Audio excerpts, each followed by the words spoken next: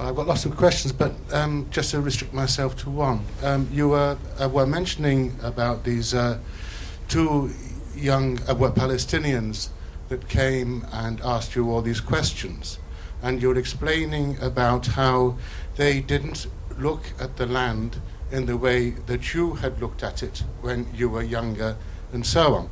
Now, it seems to me that this might be just one part of the way that perhaps the Palestinians are losing their nature and character and their sort of feeling with their environment and their own country. Now, there are lots and lots of other factors which are working on this as well.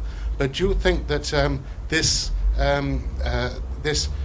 was severance of the kind of feeling that you had when you were younger and when you could walk along these valleys, which now, from what you were saying, perhaps no longer exists? Do you think this is changing the character of people and changing the way that problems can or cannot be resolved in the future?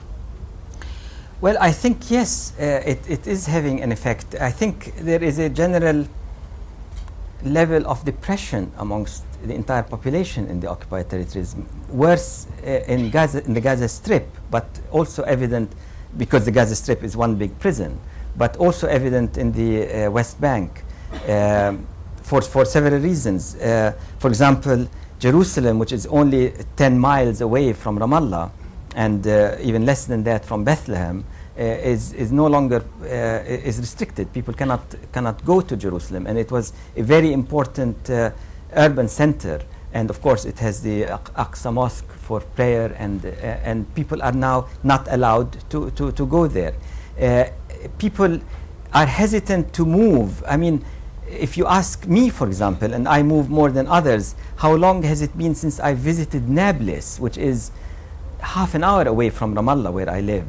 It must have been several years now, and I used to go every week at least once to Nablus for various reasons. And Nablus, of course, is a very important commercial center that has been destroyed. But now, going on the road anywhere, you go with the sense that anything might happen, and you might be stopped, and you might be humiliated, and you are going to encounter all kinds of difficulties that it's maybe better not to go, better to stay where you are. And so people, there are young men in Ramallah, as I found out, who haven't left Ramallah. And Ramallah is a tiny place, for 5-6 years, because they have something wrong with their identification card, or they've come in and they are afraid to be apprehended, or they have some record at some point they were in prison, or they have heard about so many stories of this sort that they decided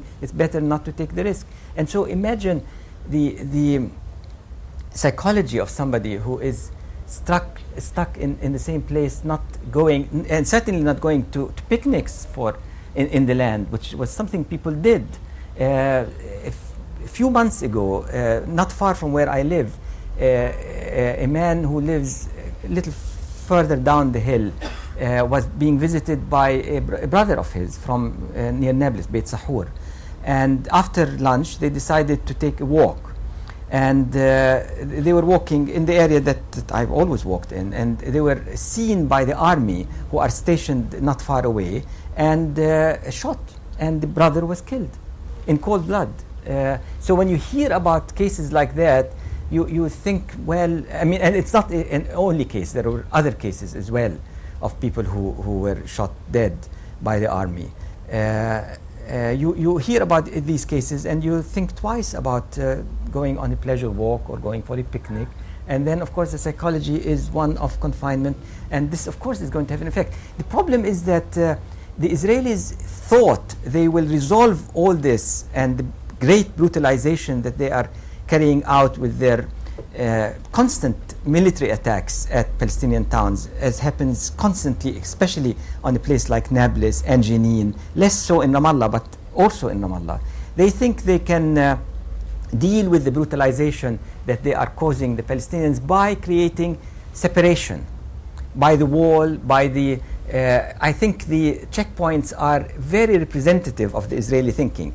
The checkpoints going into Ramallah do not allow an Israeli to go into Ramallah. And so the likelihood of Israelis getting to experience what Ramallah is like, what Palestinians are like, is getting less and less and less. And so anything that government tells them about what a Palestinian is, they're going to be more accepting of, because they can't experience it themselves. And then the checkpoints are made places of humiliation, of great delays, and they are privatized. There's a private company that runs these checkpoints. So even the Israelis are one step removed. And then they think, well, we'll keep the Palestinians behind these checkpoints, in these enclosures, and we will have peace. But it's not going to work like that, of course. It's too small a land. Bernard. Closer to your... Sorry, at the risk of embarrassing you both, I'm sure most of us would be intrigued to know when you first met and how you became friendly, and also, Raja, the slightly subsidiary but even more, just as intriguing question as to how you came to have a flat in Edinburgh. I should say on Raja's behalf, since the question was asked about this, he's a very successful lawyer, and as we all know, lawyers are overpaid. He does a great deal of human rights work law, and has done some very, very important work trying to protect Palestinian land from Israeli expropriation. So he's not just a successful lawyer, he's a lawyer with an enormous conscience. And quickly we became friends because I'm his publisher. But I would like to say also that we are not only a professional relationship, but we are fellow walkers, and we've done many good walks in many of these areas that I describe, actually. And it's good we did them when we did, because they're getting to be more difficult to do now. So